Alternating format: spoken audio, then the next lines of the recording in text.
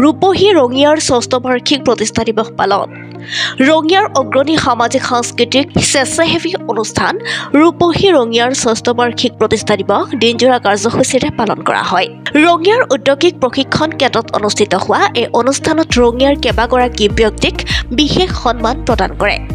ইতিমধ্যে ৰূপহী ৰঙিয়া নামৰ এই সামাজিক অনুষ্ঠানটোৱে ৰঙিয়া সমজিলাৰ বহুতো প্ৰতিভাৱান ব্যক্তিক চিনাকি কৰাই দিবলৈ সক্ষম হৈছে। ৰূপহী ৰঙিয়াৰ ৬ষ্ঠ বাৰ্ষিক প্ৰতিষ্ঠা দিৱসৰ লগত সংগতি ৰাখি ৰঙিয়াৰ প্ৰায় 10 গৰাকী কণ ছাত্ৰ-ছাত্ৰীক বিশেষ সন্মান প্ৰদান কৰাৰ লগতে প্ৰাক্তন বিধায়ক অনন্ত ডেকাৰ লগত প্ৰায় 20 গৰাকী ব্যক্তিক কৰ্মোদ্যমী ৰূপহী ৰঙিয়া ৰত্ন বঁটাৰে সন্মান আগবঢ়ায়।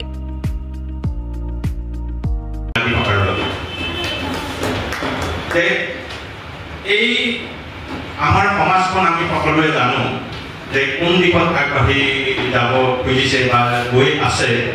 আমাৰ ছাত্ৰ ছাত্ৰীসকলৰ লগতো আমি সংযুক্ত হৈ পেলাই থাকোঁ, কিন্তু তাৰ মাজতে আকৌ কিছু যদি ভাল মানুহ আমি নাথাকোঁ, এই ভাল মানুহখিনিয়ে যদি ভাল ছাত্ৰ ছাত্ৰী বা ভাল এটা জেনেৰেশ্যন তৈয়াৰ কৰাত আমি আগভাগ নলওঁ, তেতিয়াহ'লে সমাজখন হয়তো কোনফালে গতি কৰিব এইটো সন্দেহ কৰিবলগীয়া এটা বিষয়ৰ ভিতৰত হয়তো পৰে বুলি পেলাই মই অনুভৱ কৰোঁ।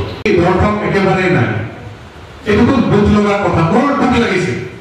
আৰু এনেকুৱা এটা ৰাজহুৱা সন্মান যিহেতু দিয়া হ'ব, অকণমান ৰাজহুৱাভাৱে পালে খুব ভাল লাগে মনটো, এইটো এটা সঁচা কথা।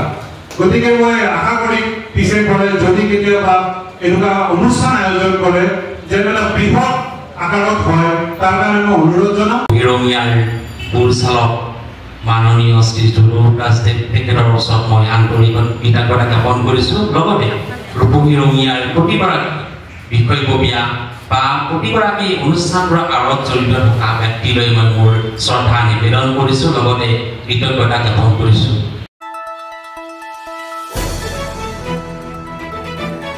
দ্য নিউজলেণ্ডছ, অবিৰত তথ্যানুসন্ধান, আপোনাৰ সেৱাত খবৰ সন্ধান।